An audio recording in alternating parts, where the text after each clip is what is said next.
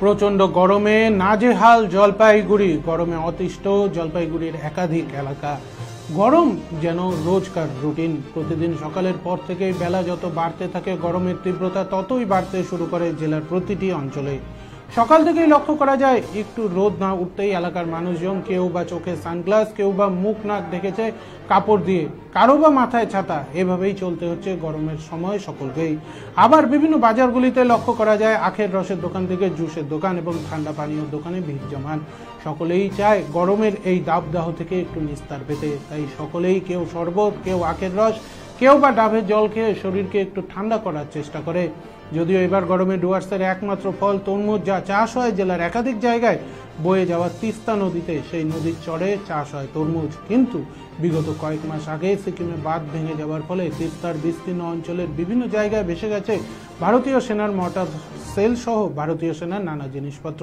প্রায়শই দেখা যাচ্ছে তিস্তার চরে বিভিন্ন এলাকা থেকে মোটর সেল উদ্ধার করছে ভারতীয় সেনা, যার ফলে তরমুজ চাষিদের একাংশের মনে একটা আতঙ্ক। তাই এবার তরমুজ চাষেও আগ্রহ হয়নি তরমুজ চাষ করতে যাওয়া চাষিরা। ফলে তরমুজের দাম প্রতিবারের তুলনায় ঊর্ধ্বমুখী। ফলে বাইরে থেকে আমদানি হচ্ছে তরমুজ, আর সেই তরমুজকেই কিছুটা গরম থেকে স্বস্তি পাচ্ছে বলে জানান এলাকাবাসীরা।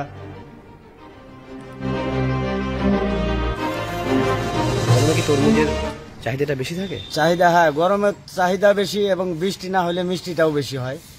হ্যাঁ, আর আমাদের তিস্তায় তো তরমুজ করতে দেয়নি, ওই যে সিকিমের বন্যায় বোম টোম বের হয়েছে, ওই জন্য করতে দেয়নি।